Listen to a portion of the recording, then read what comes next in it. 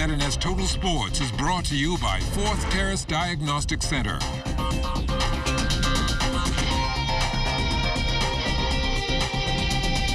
Good evening, Bahamas. I'm Kelsey Johnson. Welcome to Sports Monday.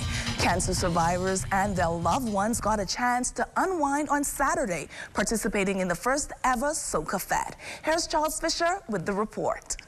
Pink was the color of the day, as most ladies that are stricken by the dreaded disease were able to unwind. Booths set up to bring awareness to cancer and healthy living. There were exercise challenges and, of course, entertainment. Anita Roll, a cancer survivor herself, was pleased with the turnout. I think it was a fabulous turnout for the first event. We were really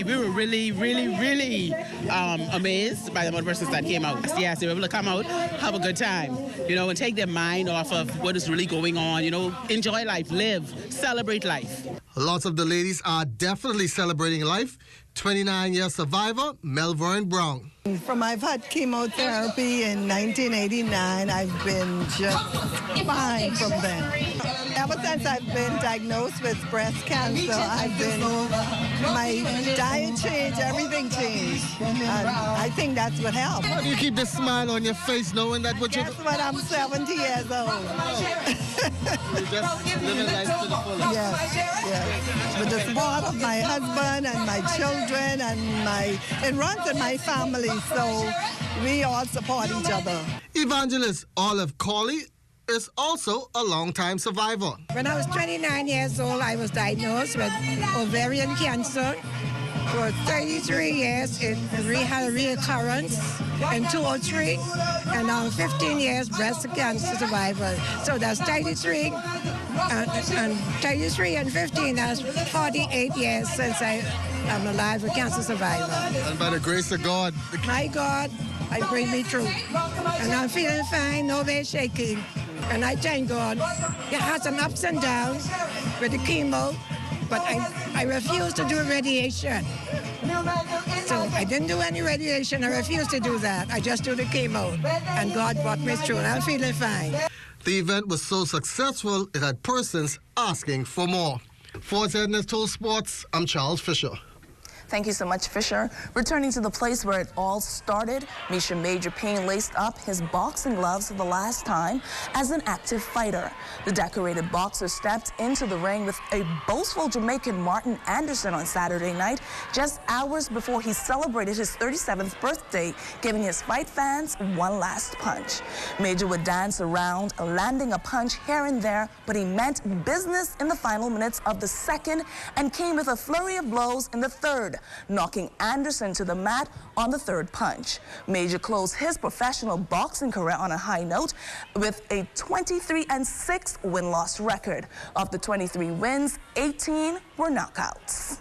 I wanted to give him more, man. That's why I was trying to throw lighter punches rather than going hard in the early part of the rounds.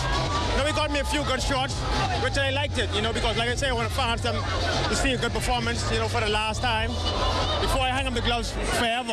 How do you feel about the overwhelming support? Overwhelming support was fabulous. First of all, I got to thank Almighty God for the opportunity, for having my last fight at home at my old school, so I get to the gymnasium. And thank the fans for coming out, family, friends, and everybody for coming out. Those who fly down from Florida, I want to thank everybody just for giving me 100% support. The National High School Championships was the first of two major events for the Bahamas Softball Federation. The round-robin championship comes on the heel of a successful junior event. Here's Charles Fisher again with that report. In junior boys play, the Cougars of Charles W. Sanders went undefeated, allowing just one run in the whole tournament and capping it off with an 11-1 win over LW Young. Feels awesome that we won this game, even though we're supposed to shut out LW Young, the Golden Eagles, but we still won the game. That's good. I feel great. And are we going to go back to school and carry this title? Cool. I feel like our boys did good, but I think we're supposed to left this tournament giving up no runs. I think that would have been the first time in Arsenal's history, but I'm proud of my boys. Cougars are double champs. Their junior girls won their championship 12-2 also over L.W. Young. We did good. I mean, I'm proud of our girls. We'll stay undefeated because no other team could beat us. So any other team out there that think they could beat us, they could come. We have. I feel great of winning the championship again. We won championship in 2016, and we come back 2018 to win again with a stronger and harder team. So we're ready for 2019 to come again. Felt like it wasn't really no challenge, but it was still fun playing with my friends, and I just joined Stood the Saunders, and I'm proud that we won championship. In senior girls play, the Commerce of Queens College had to hold off Spanish Wells 15-13. It was the Bulldogs' only loss of the tournament. It was good to get the revenge. It was a persistent battle. It was good defense, good offense on both teams, and it really was up to who could finish strong. We did that. Our team did a really good job. We played really good defense, and we thank God for the blessings. And in senior boys play was the Comets joining their girls with a 14-8 win over C.R. Walker. For ZNS Total Sports, I'm Charles Fisher. Thanks again, Fisher. 2 straight wins for the Charlotte Lady 49ers as their Dig Pink series continues. Janelle Curtis and teammates pounded Louisiana Tech on Sunday, 25-18, 25-21, and 25-20. Curtis had 1 ace and 12 good digs in that game on Friday against FIU, who they beat in 3 straight sets, 25-23, 25-17, and 25-10. Curtis had 7 kills and 4 blocks in that one. Coach Adric Poitier and the Savannah State Lady Tigers picked up their 3rd win of the season, defeating South Carolina State University 20-25, 19-25, 25-17, and 25-16. The Lady Tigers have a 3-16 win-loss record. Opening up on her final season with the Texas Lady Longhorns, playing in an exhibition game against West Texas A&M was LaShawn Higgs, who scored 14 points and 2 rebounds in the 91-63 win. The official season jumps off on November 8th against DeQuincy. Higgs is in her senior year with the team. Roosevelt Wiley got the start for Holland College Hurricanes in their season opener with St. Thomas University on Saturday night. Wiley played 25 minutes and had a double-double, 12 points and 13 rebounds to help his squad to a 121-95 win. Eliezer Goodman is on the team but did not play on Saturday. The University of the Bahamas men's basketball team suffering a 2-game loss on the road at the Governors State University Tip-Off Classic. The Mingos' first loss was on Friday night to Calumet St. Joseph, 82-77. The 98-80 loss was handed down by Governors State University on Saturday night. Here's the squad's head coach on their performance. We knew that those guys would not roll over and play dead in the second half. They came out with a lot of intensity. They were very intense defensively over the guards, forced a lot of turnovers. And unfortunately, we made a lot of miscues. Really bad decisions with regard to passing. Turned the ball over, which led to easy baskets. And we lost focus on number 25, 24, and 5. And they proved to be some deadly shooters and not closing out at the right time, closing out with our hands down, just in the wrong place at the wrong time. They got a lot of threes off and blew the game wide open. The Caribbean Tip-Off Classic is an international showcase featuring some of the best high school basketball players from around the world.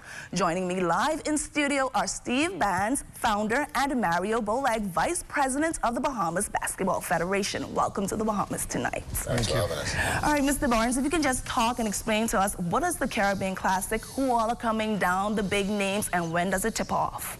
Well, it's a long list. We've got 14 teams. 5 of those teams are teams from the Bahamas. We've got 3 teams from Nassau, St. George, C.I. Gibson, Anatole Rogers, and St. Augustine College. And then from Freeport, we have St. George's and Tabernacle. So, was it hard bringing down some of the schools like Helsinki, who I heard is in town already?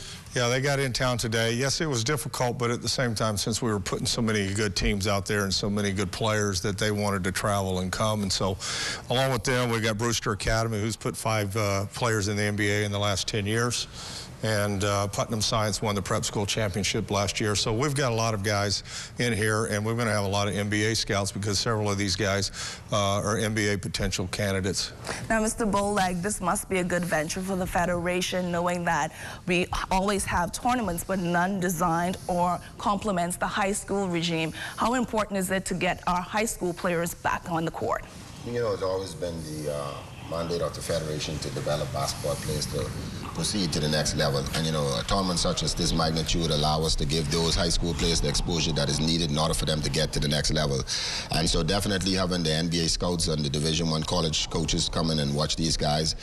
Also, too, by having those teams from the United States, Canada, and Finland here, you know, and them playing at that level of those type of players, gives them all the exposure they need. And hopefully, we can get one or two behemoths to join Kai and Samuel Hunter and those others at the high rank in college Division I basketball. I'm happy that you mentioned Kai Jones and Sammy Hunter, two of our bigger potentials heading into one of the NBA drafts. And you just came back from Los Angeles watching DeAndre Ayton those play. How was that game? How is he shaping up in the NBA, and can we see Jones and Hunter in the NBA? But most definitely, I can see Kai Jones getting stronger and making the NBA. I said that to him a few years ago, and I still believe that that's something that will happen as long as he stays safe from injury. He should be able to, he got the height, the size, and everything, so he should be able to get there, including Samuel Hunter. I don't see no reason why we won't have another two behemoths in the NBA. Of course, DeAndre Ayton is playing at the level as it relates to the NBA game. Just think his defense needs to come around a little more, and that's because playing a lot of zone in college and now having to play man-to-man. I watched him in the game against Golden State, and then, you know, he still have a problem playing the pick and roll. But again, you know, he's a rookie. He got 82 games, so he has already played, 3 or 4 thus far this season. He got a lot more to pick it up, and I think by the end of the season, going into next season, he'll be fine. Now, Barnes, can you just tell us when, where, what time, and if there are going to be any door prizes, any surprises?